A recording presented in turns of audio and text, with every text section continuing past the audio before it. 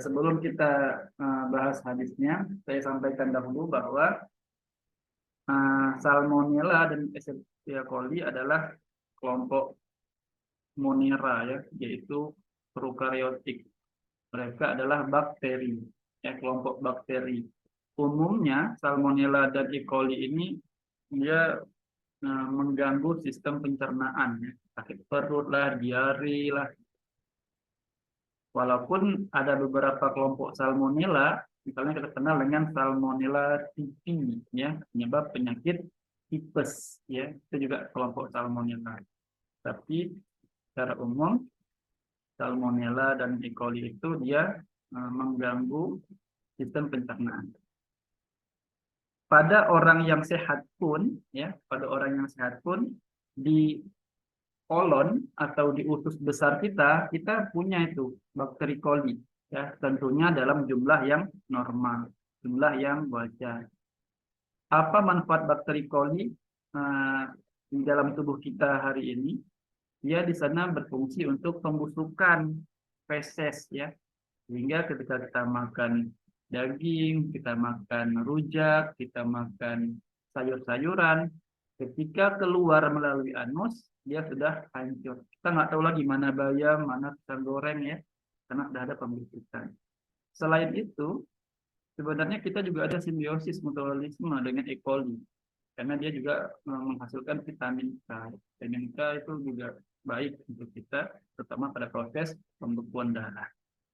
Nah, kalau bicara masalah patogen, Salmonella dan Escherichia coli itu umumnya menimbulkan masalah pada pencernaan, ya. Baik, di antara teman-teman, tolong yang bisa bantu saya untuk membaca hadis ini, kemudian memberi maknanya kepada kita. Silakan. Saya buta nggak tahu siapa nih arti hadisnya. Pak Inka Nala, itu saya nggak tahu. Saya nggak bisa bahasa Arab nih. Tolong ustazah-ustazah di sana dibantu. Ada yang tahu? Kalau nggak ada yang tahu kita nih, saya harus skip dulu nih. Saya harus tanya sama ustaz dulu. Ini bahasa Arab soalnya. Nomor 22, Pak. Ya, 22. Kalian bisa lihat kan apa yang saya sampaikan kan? Di yang saya share screen bisa lihat Bisa, kan? Pak. Oke, tolong dibantu. Yang pertama itu apa, yang A itu?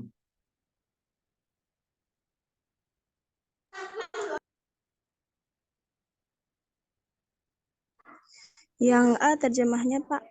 Lari dari penderita kusta saat kamu lari dari singa. Coba diulangi, suaranya putus-putus.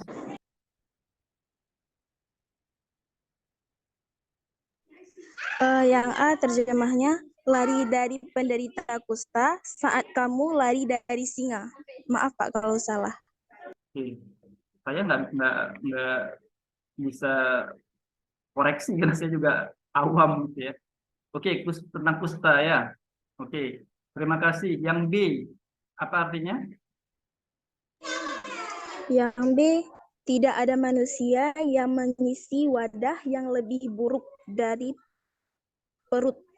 Menurut anak Adam, makanan yang menopang pinggangnya jika terpaksa, maka sepertiga untuk makanan, 1/3 lagi untuk.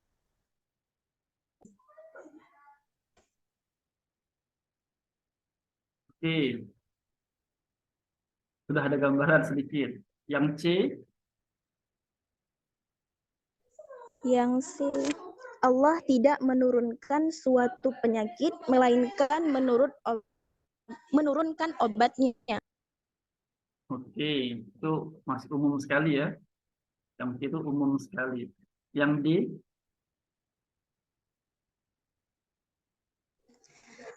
Seandainya aku tidak keras terhadap umatku atau orang-orang, aku akan memerintahkan mereka untuk menggunakan siwak dalam setiap sholatnya.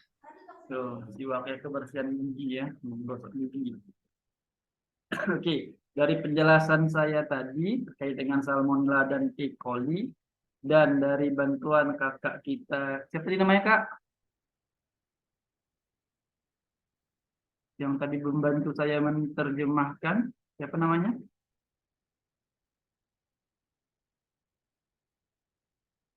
Ya, tidak boleh sebut nama, boleh. Kira-kira mana yang paling tepat dari penjelasan saya dan terjemahan beberapa hadis dari teman kita tadi? Boleh tulis di kolom chat, boleh.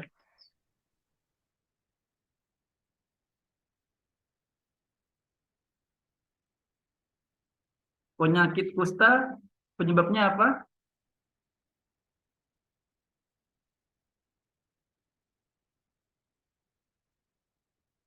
Kalau saya tidak salah, Mycobacterium leprae, ya, lepra.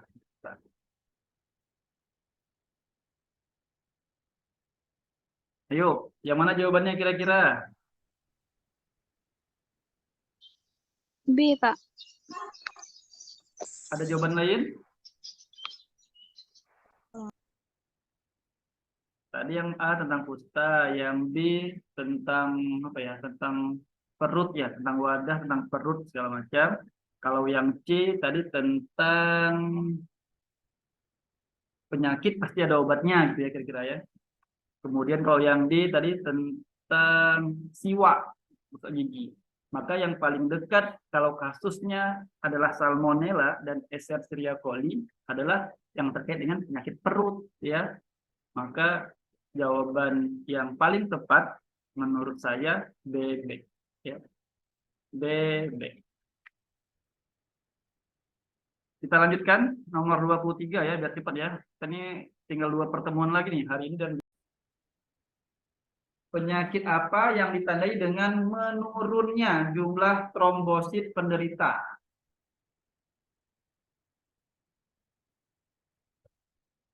Demam berdarah, DBD ya. DBD itu akibat infeksi dari virus dengue. Virus dengue itu vektornya, pembawanya adalah nyamuk Aedes aegypti. Maka jawabannya adalah dodol ya. D. Diduga terinfeksi virus dengue. Virus dengue dia bisa merusak trombosit sehingga jumlahnya di bawah normal. Kita lihat catatan Pak Wid.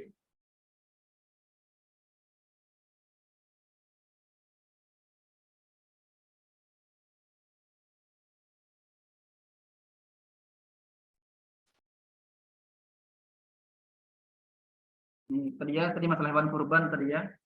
Ini DBD. Nah, ini DBD sedikit informasi supaya teman-teman dapat informasi. Virus DBD bisa menurunkan jumlah trombosit hingga di bawah 150.000 per mikroliter. Ketika nyamuk pembawa virus DBD menggigit manusia, virus dengue memasuki aliran darah dan berdekatan dengan trombosit. Kemudian virus ini bereplikasi sehingga menyebabkan penggandaan virus yang menular. Akibatnya, sel trombosit yang terinfeksi cenderung merusak trombosit normal, yang merupakan salah satu penyebab utama penurunan jumlah trombosit. Nah, jadi adik-adik ke depan jangan lagi menyalahkan nyamuknya ya. Jadi penyebab DBD bukan nyamuk, tapi virus dengue. Nyamuk hanya sebagai vektor pembawa. Satu lagi ada penyakit malaria. Kalau malaria itu penyebabnya Plasmodium ya. Contoh dari anggota kelompok filum Protozoa, kelasnya Sporozoa. Plasmodium itu dibawa oleh nyamuk juga vektornya. Namanya nyamuk Anopheles betina. Ya. Betina. Yang jantan dia makan nektar dari sari bunga. Yang betina menggigit hewan atau manusia untuk mendapatkan darahnya karena darah banyak protein. Nyamuk betina perlu banyak protein untuk pertumbuhan telur-telurnya. Ya. Sementara itu sel pelawan penyakit otomatis mengaktifkan sistem pertahanan alami tubuh terhadap virus dengue. Sel-sel ini menghancurkan trombosit normal karena mengira trombosit adalah benda asing. Ini saya ambil sedikit dari Halo Dokter biar kita punya gambaran kok bisa virus ini itu membuat berkurang jumlah trombosit pasiennya ya, penderitanya. Selain itu, penekanan sumsum tulang oleh virus dengue mengakibatkan berkurangnya jumlah trombosit karena sumsum tulang adalah pusat produksi semua sel darah termasuk trombosit. Jadi begitu, ya. Begitu cara si virus dengue membuat trombosit pasien menurun drastis. Oke, cukup jelas saya kira. Sekarang kita masuk ke hitung-hitungan nomor 25. Ya. Ada yang sudah dapat jawabannya belum nih nomor 25? Ini banyak kompetensi yang diuji ya. Pertama, pengetahuan kita kemampuan kita memahami maksud soal. Yang kedua, kemampuan kita menerapkan rumus Hardy-Weinberg sesuai kebutuhan soal. Dan yang ketiga, pengetahuan kita tentang nomor-nomor surat, ya, nomor-nomor surat dalam Al-Quran. Kalau kita tidak hafal nomor surat dalam Al-Quran, pengetahuan tentang Hardy-Weinberg menjadi tak bisa digunakan dengan baik, karena kita nggak tahu ini yang jawabannya benar A, B atau C. Gitu ya. Baik, saya baca soalnya.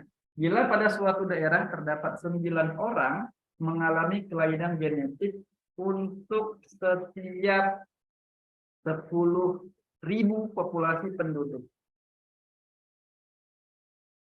maka jumlah populasi manusia yang heterozigot normal adalah, nah, pertanyaan pertama begini.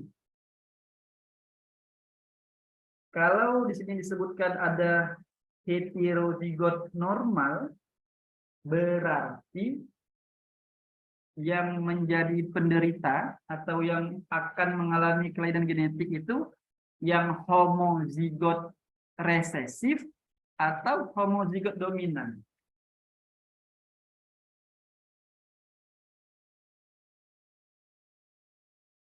Homozigot resesif yang mengalami kelainan genetik. Apa buktinya? Dia katakan heterozigot normal adalah. Tapi kalau bentuknya misalnya A besar, A kecil ya, karena dia heterozigot, itu fenotipnya akan normal ya, bukan penderita. Baik, kita masuk ke rumus ya. Kita coba main terus. Nanti sama-sama juga kita telaah pilihannya ini berdasarkan nomor surat dan apa lagi nih? Nomor surat serta juga ada jumlah ayat gitu ya. Oke, kita lihat itunya. Pembahasannya. Nah, nomor 25 ya. Ini dia. Jadi pertama saya permisalkan dulu, ini sudah ada di pertemuan kita yang kedua kalau saya tidak salah tentang Hardy-Weinberg ya. Sekarang kita misalkan dulu gennya itu ada gen A besar dan A kecil. A besar untuk gen yang dominan, A kecil untuk gen yang resesif. Jadi gen A besar dan gen A kecil, gen dominan ditambah gen resesif sama dengan 1. Kalau kita buat dalam bentuk faktorial menjadi A kuadrat tambah 2 A besar A kecil tambah A kecil kuadrat sama dengan 1. Masukkan ke rumus. Kita mulai dari yang paling mudah diidentifikasi nilainya, yaitu dari yang homozigot resesif. Ya, jadi A kecil, yaitu si penderita. Dikatakan dia ada 9 dari setiap 10.000 populasi kan? Berarti 9 per 10.000 sama dengan 9 kali 10 pangkat minus 4 atau 0,0009 ya, 4 angka di belakang koma. Nah, kemudian karena dia masih berupa alel atau pasangan gen, tentu kita perlu cari nilai gennya. Maka perlu kita akarkan ya. Kita akarkan supaya dia berupa gen A saja.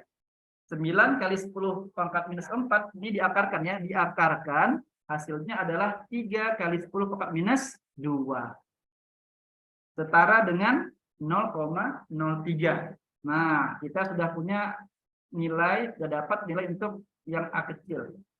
Masukkan rumus awalnya tadi, A besar tambah A kecil ya, atau gen dominan tambah gen resesif sama dengan 1 menurut hukum Hardy-Weinberg. Berarti A besar itu sama dengan 1, ini pindah ruas ya, maka menjadi kurang 1 dikurang A kecil. Sama dengan 1 dikurang 0,03. Jawabannya A besar sama dengan 0,97. Nah, baru masuk ke rumus yang diminta. Tuh.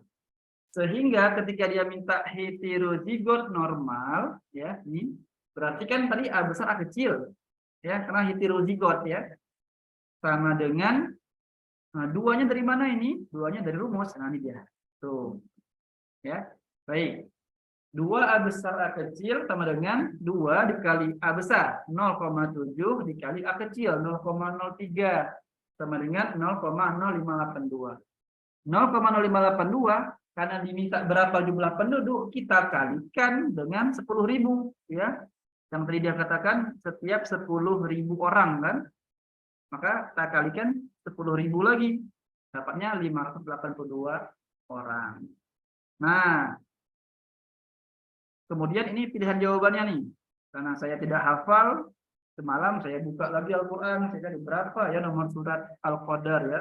Al-Qadar itu nomor surat berapa ya? Berapa jumlah ayat ini ya? Cari lagi, inilah dapatnya tabelnya. Kita baca dulu.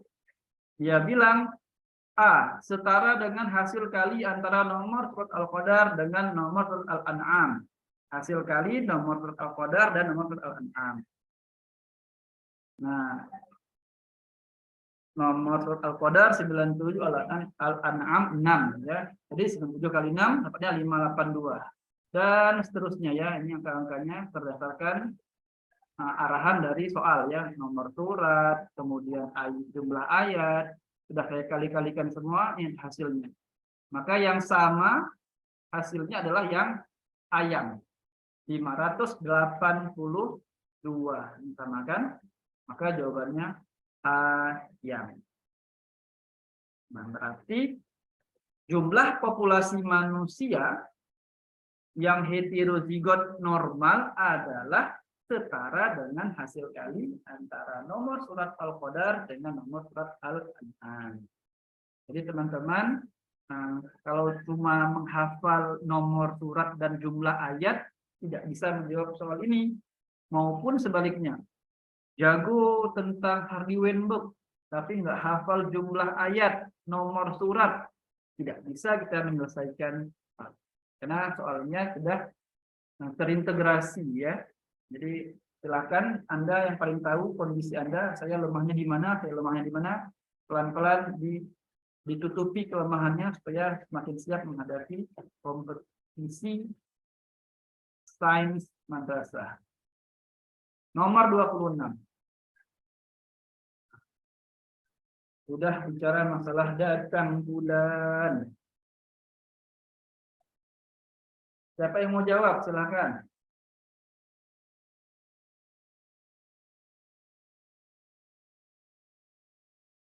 Biar saya bernafas dulu. Saya meminta siapa gitu yang bantu saya untuk baca soal. Alvin Satria. Ayo Alvin, silakan open mic-nya. Dibaca soalnya, silakan. Nomor berapa, Pak? 26. Yalah, masa nomor 27. Silakan. Perhatikan kalender bulan Juli 2022 berikut ini. Jika siklus haid normal dimulai tanggal 15 Juli 2022, maka pada minggu keberapa perkiraan produksi hormon LH, luteinizing hormone, tertinggi diproduksi? Oke. Jadi kan, saya kasih materinya, kita lihat gambarnya lah, kita jelaskan. Terima kasih Alvin. Jadi Ya, kalau Pak. kita perhatikan, ini terkait dengan masalah siklus menstruasi pada wanita ya. Laki-laki juga perlu tahu. Nanti laki-laki jadi suami. Suaminya kan istrinya kan perempuan juga ya, jadi harus tahu. Nah, ada 4 hormon yang paling banyak perannya lah dalam proses siklus menstruasi. Ada FSH, follicle stimulating hormone, ya kan? ada LH, luteinizing hormon, ada estrogen, ada progesteron. Nah, ini kalau saya kasih kuliah biasanya itu 2 pertemuan ya. Pertemuan pertama saya kasih kuliah tentang struktur organ reproduktif pria dan wanita. Di pertemuan kedua saya bahas tentang siklus menstruasi, kehamilan dan persalinan gitu ya. Nah, ini saya bahas jangan terlalu melebar, saya bahas ke konteks soal ini saja. Saya ambil materinya dulu. Supaya lebih mudah jelaskan ya.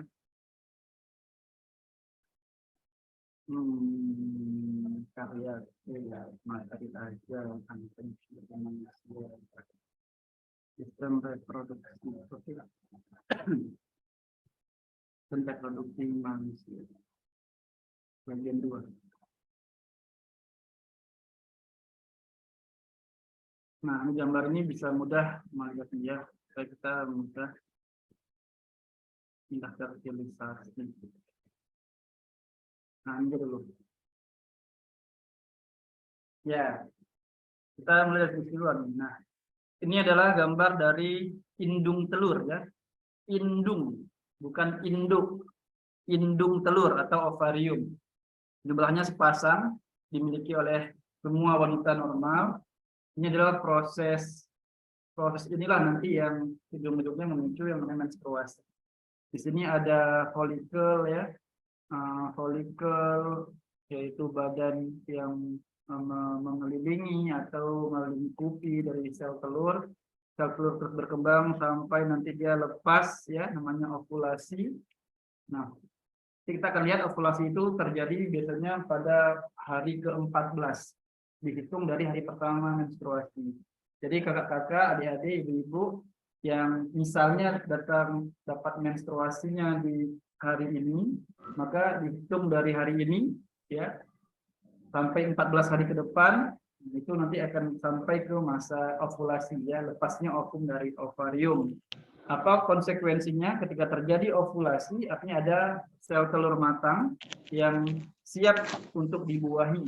Bila dia dibuahi oleh sperma, maka akan terjadi pembuahan ya, fertilisasi dan seterusnya. Maka konsep ini juga menjadi salah satu metode dari KB, keluarga berencana ya, untuk mengatur jarak kehamilan secara periodik, namanya sistem kalender. Ini kita lagi belajar lagi. Baik, ini semua melibatkan hormon-hormon yang saya sebutkan tadi. Sekarang kita lihat langsung terkait hormonnya. Perhatikan, ini adalah gambar menstrual cycle, ya, siklus menstruasi. Anda disajikan 4 buah hormon yang paling berperan. LH, luteinizing hormon, follicle stimulating hormon, estrogen, dan progesteron.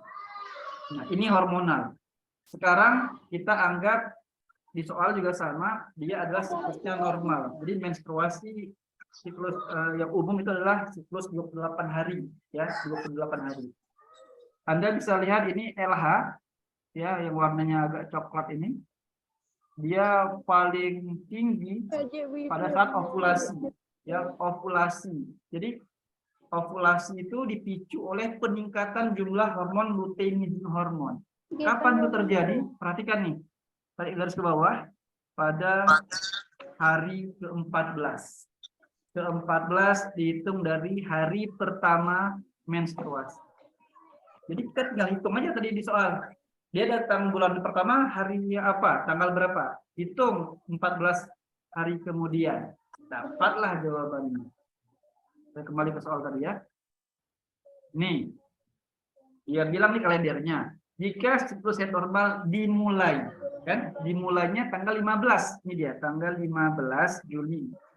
Maka pada minggu keberapa perkiraan produksi LH tertinggi? Tadi kita lihat di gambar, tertinggi kapan? Pada hari ke-14. Itu waktunya terjadi ovulasi, ya. Ovulasi atau lepasnya sel telur dari ovarium ya. Kita hitung sekarang. Tadi pertamanya 15, 1, 2, 3, 4, 5, 6, 7, 8, 9, 10, 11, 12, 13, 14. Nah, berarti dari kita tanggal 27, 28, 29 ini masa subur ini, ya, karena terjadi ovulasi.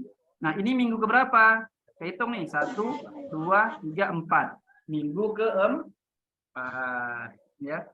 Jadi dari pengetahuan ini juga kalau ada pasutri, pasangan suami istri yang melaksanakan program nikah di kalender, maka mereka harus menghindari berhubungan suami istri, mohon maaf, pada tanggal-tanggal tersebut 27, 28, 29 ini dihindari supaya tidak terjadi pembuahan, ya.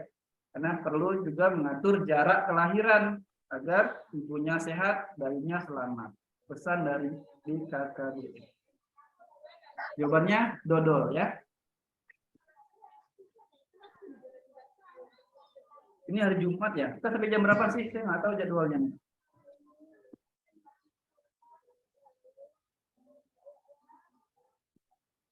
Ada pertanyaan terkait dengan menstruasi tadi? Jelas? Pak, tadi jawabannya apa, Pak? Dodol. Minggu Iya. keempat. Minggu keempat. Nih, hitungnya gini.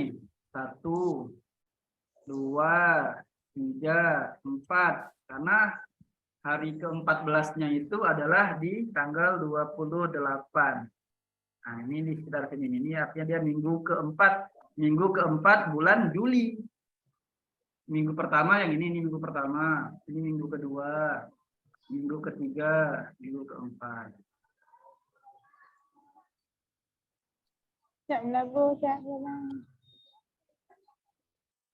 Sampai jam berapa kita? Setengah 11 atau jam 11? 10.35. Oke, masih ada waktu 20 11.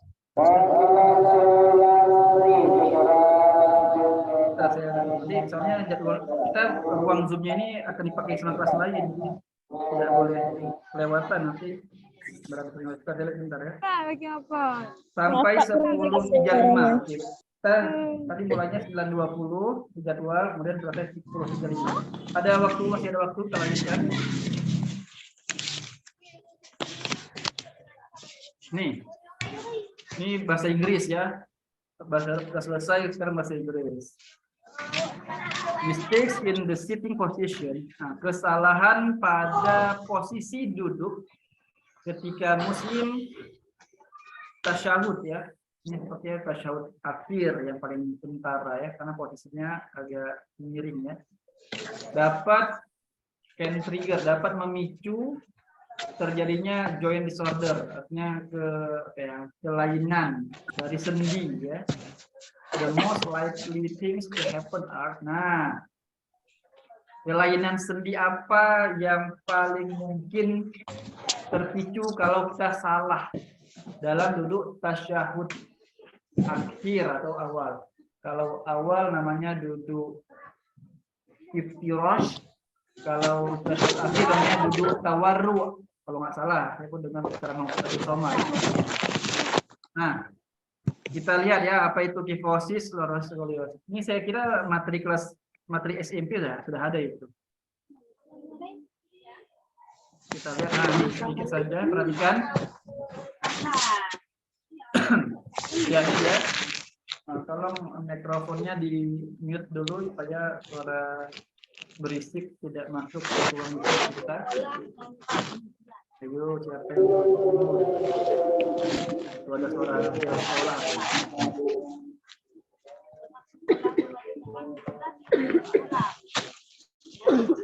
Ada suara keresek-keresek tuh. Tolong masing-masing diperhatikan laptopnya atau HP-nya, kalau mikrofonnya belum di-mute, tolong di-mute-kan. Supaya suara saya tidak terganggu dengan suara yang lain. Baik, ini ada 3 kelainan pada tulang belakang terkait dengan posisi duduk yang salah, ya. Posisi duduk yang tidak ergonomis. Ada skoliosis, ya.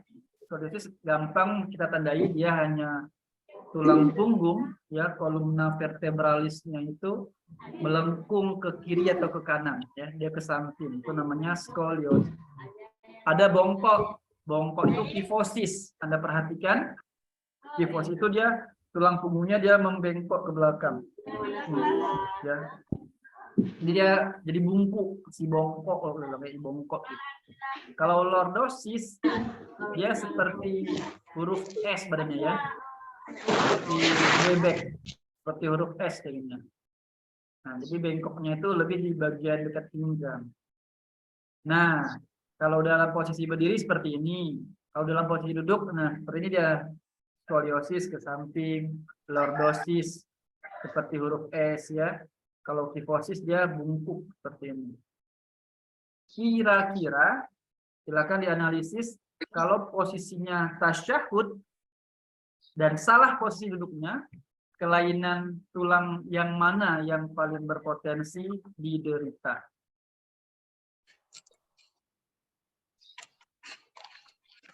Apa jawabannya? Tulang punggung. Pak.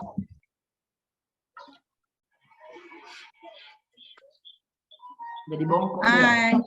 Jadi bongkok Kiflosis dia. dan skoliosis ya. Jawaban yang tepat adalah cendol. Skoliosis, C ya, C itu cendol. Skoliosis dan lordosis. Skoliosis dia miring, Anda bayangkan tasyahud akhir ya, dan lordosis ya. Pinggangnya kalau tidak tegak kita duduk tasyahud, kita tidak menegakkan badan, maka dia akan terdorong ke depan sehingga dia seperti huruf S, lordosis. Ya. Jawabannya yang paling benar adalah C, skoliosis dan lordosis. Kalau ankilosis itu apa namanya? Kayak kekakuan sendi. Jadi sendinya itu susah digerakkan. Banyak faktornya, ada pengapuran di sendi, ada lubrikannya, ada pelumasnya yang berkurang karena faktor usia, ada juga yang secara genetik memang di keluarga tersebut rata-rata punya masalah dengan sendi gitu ya. Jawaban yang paling tepat adalah C, skoliosis dan lordosis.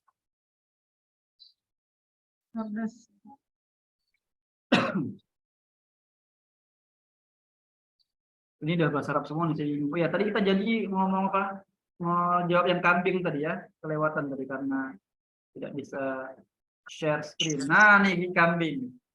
Kita sepakat tadi ini adalah kambing biasa ya. Kalau kambing biasa berarti dia harus minimal 2 tahun baru boleh dikurbankan. Kalau kambing domba dia minimal 1 tahun umurnya baru boleh dikurbankan. Itu kata ini kasih lihat aja ya biar nanti bukan saya yang bilang, tapi saya juga nyari dari mana kambing. Nah nih hewan kurban saya ambil dari kitab Hasyiah Al-Bajuri, Syekh Ibrahim Al-Bajuri. Kurban adalah nama hewan ternak yang disembelih yaitu unta, sapi dan kambing. Maka syarat kurban harus ketiga hewan ternak itu. Kurban dari jenis kambing. Nah nih kambing domba harus berusia 1 tahun dan memasuki tahun kedua. Dari jenis kambing biasa, jadi ada kambing domba, ada kambing biasa. Kita anggap saja di kambing biasa karena dia tak bilang domba kan. Harus berusia 2 tahun dan masuk tahun ketiga. Dari jenis unta harus berusia 5 tahun dan masuk tahun ke-6. Dan jenis sapi harus berusia 2 tahun dan masuk tahun ketiga. Tadi kita anggap kambing biasa, berarti dia yang tidak boleh kalau dia di bawah 2 tahun. Lihat gambarnya. Tuh. Kalau dia ada usia 2 tahun, itu ada 4 giginya nih. Nah, kitanya kan yang tidak boleh. Berarti cari aja gigi kambing yang belum ada 4 giginya besar-besar. Paling besarnya baru 2, yang lainnya masih kecil. Nah, silahkanlah tuh, lihatlah puas-puas di mulut kambing itu ya. Mana jawabannya? Ayo, silakanlah. Kita tinggal lihat saja tuh. Mana kira-kira yang umurnya di bawah 2 tahun sehingga dia tidak boleh dikurbankan.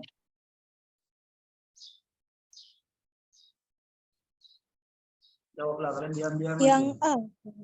Yang A. Yang A itu mana? Oke, yang A ini gambar A. Oke. D dengan E yang D Pak ya, E dan F ya. E dan Kita lihat ya. F bisa, Kalau yang Pak. E ya kelihatan ya baru 2 giginya ya, masih muda sekali itu. Ini pun bibirnya masih bersih ya, belum merokok dia nih. Yang lain udah ada kuning nih. Yang kuning-kuning udah merokok nih ya. Ini bagi yang suka merokok nih kuning gini kayak kambing. Bukan merokok. Udah Iya. kena rokok dah. Ya, kena rokok, kena nikotin jadi hitam. Oke. Kalau kita nih belum ke jawaban ya. Kalau kita lihat dari gambar yang usianya di bawah 2 tahun itu sepertinya apalagi mana lagi? B, Pak. Yang B coba hitung ada berapa giginya tuh? D. Yang D. Iya, yang D. Karena yang lainnya masih kecil ya, Yang B yang besar sudah baru tua, 2. Pak. Kelebihan tua itu. Sudah kelebihan Tidak semudah tua. yang kita bayangkan ya, karena gigi. Kalau dia udah tua kayaknya Pak, giginya udah hitam. Dan merokok D sama E, Pak. Kecuali Akan lebih mudah kita jawab sebenarnya kalau ada pilihan ya. Ternyata pilihannya A dan E. Mudah saja atau A dan C atau E dan C. Ada nggak yang itu? Nggak ada ya. Ini A sama B. Tapi B kelihatannya udah gede-gede giginya kan? Ya. Oke. Yang B, C dan D. C oke lah, mungkin masih ini ya, masih sedikit giginya. D udah besar pun. Yang D udah hitam, Pak, udah tua. Yang C, D dan E. D udah hitam giginya. Yang E bisa jadi. Yang D, E dan E dan F. F enggak, Pak? E dan F ya jawabannya. F pun giginya besar juga.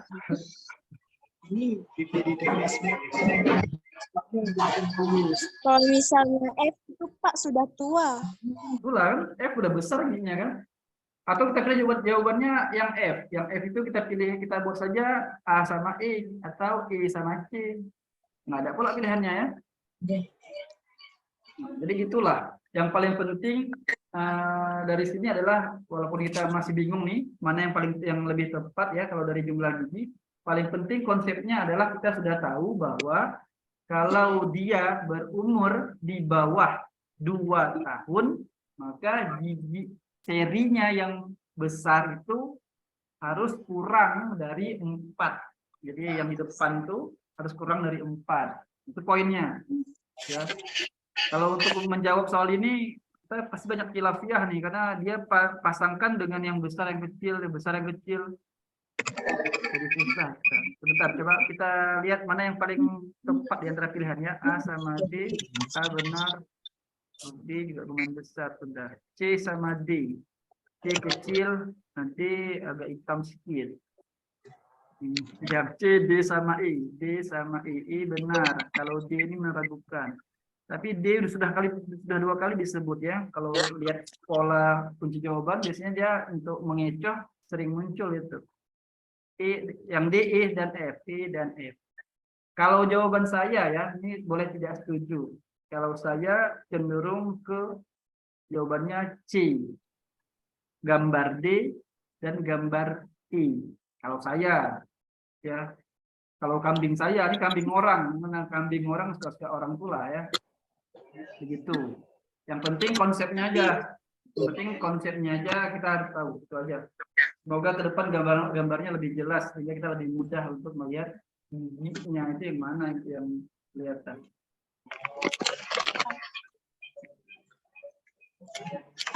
Kita lanjutkan. Kita lanjutkan. Menstruasi sudah. Yang ini saya perlu bantuan lagi nih untuk terjemahkan nih, supaya kita bisa kembali. Soalnya adalah mana di antara jaringan yang terdapat pada tumbuhan berikut ini yang sangat erat kaitannya dengan kata digarisbawahi dalam ayat dimaksud. Ini adalah berbagai jaringan pada tumbuhan. Epidermis bagian paling luar, sklerenkim jaringan penguat ya. Sklerenkim dia satu lagi kawannya namanya kolenkim. Jaringan kolenkim dan sklerenkim bedanya adalah kalau sklerenkim ini ada bahan materinya, cuman kalau saya buka nyarinya lama lagi. Jadi saya ngomong aja teman-teman tolong didengar, kalau perlu dicatat ya. Sklerenkim itu kan jaringan penguat, dia berdua dengan kolenkim. Bedanya kalau sklerenkim sel-selnya, sel-sel penyusun jaringannya itu sudah mati biasanya. ya, dia mengalami penebalannya sudah menyeluruh, makanya dia kuat. Kalau satu lagi namanya jaringan kolenkim, jaringan penguat juga, tapi dia sel-selnya masih hidup kalau kolenkim. Nah, dan kolenkim itu dia biasa penebalannya itu terjadi pada bagian sudut-sudutnya, sudut-sudut sel, ya. Kalau Anda nanti pulang ke rumah, bantu mama petik bayam atau petik kangkung, waktu dipetik ada kayak selaputnya yang menghalangi ketika kita petik, itu adalah jaringan kolenkim, ya. Dia masih hidup, sel-selnya masih muda. Biasanya juga terdapat pada tumbuhan-tumbuhan herba. Kalau sklerenkim itu contohnya misalnya kayak apa? Serat-serat pada hijau, serat-serat pada apa? Goninya, goni, serat-serat seperti itu, ya. Juga ada yang namanya sel-sel batu, ya, seperti pada buah pir. Nah, di buah pir tuh kita makan buah pir ada seperti pasir-pasirnya gitu. Itu adalah sklerenkim, ya, yang dia sudah berupa namanya sel-sel batu. Ada kambium, ada silem, ada palisade, ada spon. Palisade itu dia jaringan tiang. Ciri khas terdapat pada organ daun. Daun monokotil dan dikotil dapat kita ketahui dari struktur jaringan penyusun daunnya. Kalau Anda melihat penampang melintang daun, ya, jelas mana epidermis, mana jaringan palisade atau jaringan tiang, mana mesofil spons atau jaringan bunga karang, maka itu adalah ciri khas dari daun tumbuhan dikotil. Tapi kalau nanti disajikan gambar penampang melintang daun, tapi tidak jelas mana palisade, mana mesofil spon, ya. Mesofil spon itu nama lainnya dari sel bunga karang, jaringan bunga karang. Maka itu kalau tidak jelas perbedaannya, maka dia adalah jaringan pada daun monokotil. Karena pernah saya dapat soal seperti itu, ya, tahun-tahun sebelumnya. Baik, bantu saya terjemahkan. Saya bodoh nih kalau bahasa Arab nih, karena saya tidak masuk pesantren, tidak masuk madrasah, cuma bisa ngaji aja. Alhamdulillah bisa ngaji. Tapi kalau bahasa Arab saya tidak tahu ini. Bantu Ustazah, apa ini? Yang di garis bawah ini apa ini?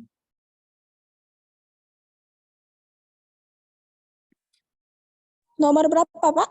28. Ini yang saya share screen kelihatan kan? Kelihatan, Pak. Sudah 28 yang Kelihatan, Pak. ya, silakan Bu. Yang Bantu. di garis bawahi saja, Pak. Kalau semua lebih bagus, banyak pahalanya dan kami banyak tahu.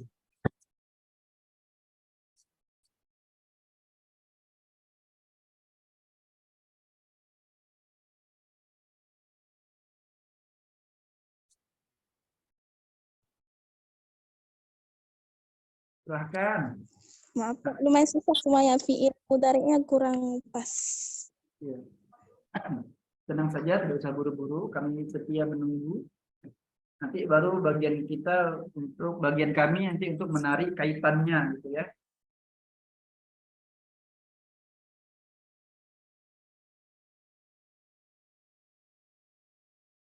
Kurang jelas, Pak, suaranya. Ya, kami menunggu. Silahkan dibaca apa itu maksudnya, ya.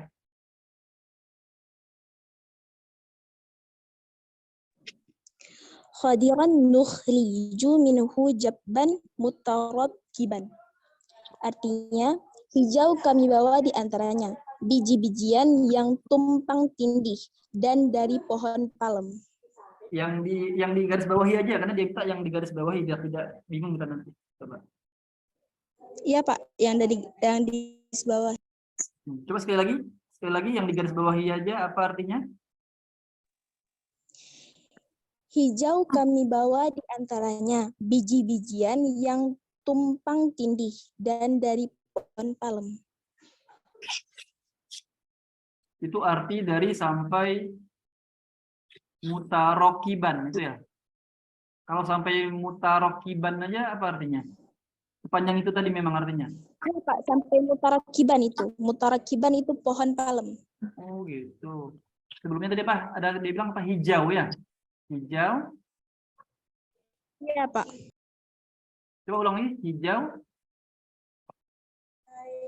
Hijau kami bawa di antaranya Hmm. biji-bijian yang tumpang tindih dan dari pohon palem. Oke. Oke. Hijau. Kalau hijau ya di pohon palem yang hijau apa ya? Daun gitu ya. Mana di antara jaringan yang terdapat pada tumbuhan berikut ini? Mana di antara jaringan yang terdapat pada tumbuhan berikut ini yang sangat erat kaitannya dengan kata digaris bawahi dalam ayat dimaksud? Kalau kita tadi bicaranya, bentar, kalau kita tadi bicaranya daun, kita tinggal cari saja jaringan pada daun ya, karena kita disebut hijau, hijau, hijau ya daun di pohon palem. Kemudian apa yang hijau? Nah, 1, 2, 3 ini adalah epidermis, 2 sklerentim, 3 kambium. Ini terdapat pada semua ini. Epidermis pada semua organ tumbuhan ada, di akar ada, batang ada, daun ada. Sklerentim juga ada pada semua bagian. Kambium pada batang, ya. Kambium pada batang dikotil.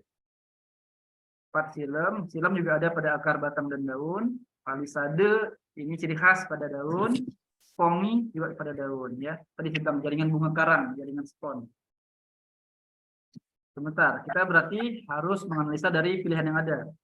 Yang A 1, 2, 3 itu masih umum sekali. Yang B 2, 3, 4. 2 itu apa? Sklerentim. 3 kambium. 4 silem. Silem, sklerentim, kambium. Nah, ini kalau ini larinya ke batang kalau yang nomor yang B ya. Yang C 4, 5, 6. 4 silem, silem ada di akar, batang, daun juga ada, semua ada dia. Kemudian 5 palisade, 6 spongi. Oke. Yang D 156 epidermis, 5 palisade, 6 spong. Jawabannya antara C atau D. Bisa tolong sekali lagi diulang artinya yang digaris bawahi. Kita sudah kunci ya antara C atau D jawabannya. Coba.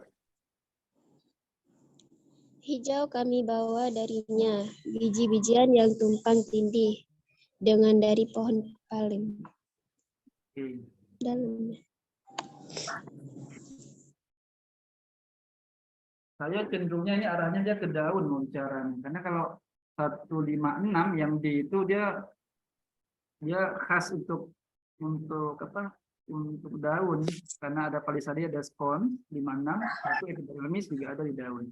Kalau C 456 4 itu silem. Silem itu akar, batang, daun, maksimum sekali. 456. Nah, ini mengaitkan ya. Kalau jawaban saya lebih pilih yang dodol, yang D 156.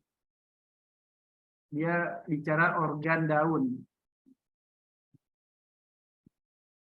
156. Tapi memang agak susah ya kalau kita kaitkan ya, karena dia memang sangat subjektif ya. Maunya si pembuat soal ini ke arah mana? Hijau kami bawa diantaranya buah pali. Ya gitulah. Mungkin ada yang punya jawaban lain? Coba mungkin masukannya. Ada ide? Mana kira-kira arahnya? Silakan. Kalau yang bertumpang tindih itu paku bukan Pak? Bertumpang Tindih. Bertumpang tindih. Tapi dia bilang pohon palem. Kalau paku-pakuan kan Pteridophyta. Pteridophyta itu dia tumbuhan tingkat rendah, dia belum punya bunga kan. Kalau palem sendiri sudah monokotil. Monokotil itu Angiospermae, sudah tumbuhan tingkat tinggi, berbiak dengan biji, dia punya bunga gitu. Makanya sangat subjektif ini arahnya kemana. Kalau kita bilang tadi tumpang tindihnya paku, tapi dia sebut ada palemnya di situ kan tadi. Palem, kita nggak bisa langsung bilang ini palem apa paku. Tapi ketika dia bilang hijau, saya langsung tangkapnya di daun. Nah, tapi itulah ya, ini memang sangat subjektif karena apa?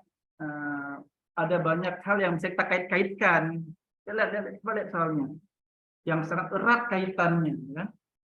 Jadi agak subjektif. Kita juga bingung si pembuat soal maunya ke yang mananya.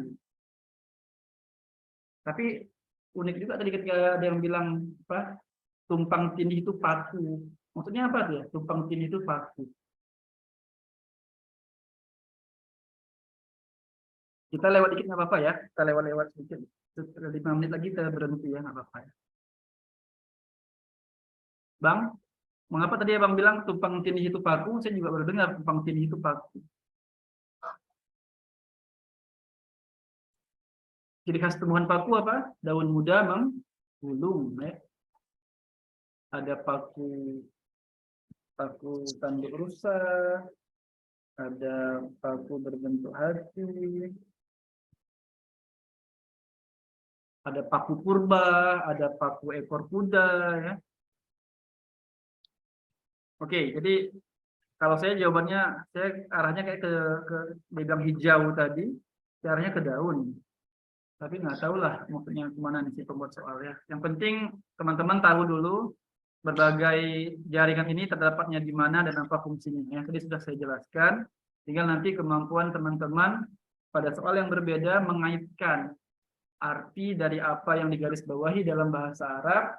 Tentunya juga harus bisa lah mengartikan dalam bahasa Arab. Kalau tidak, seperti saya bingung nih artinya apa ya, harus minta bantuan. Saya bisa dapat ke sana.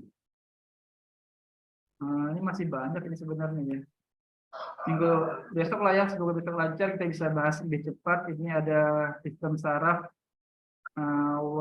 kumal ini kalau tidak salah nyamuk ya, nyamuk. Jadi nanti sistem saraf tangga tali ini bisa cari ya, sistem saraf tangga tali seperti apa.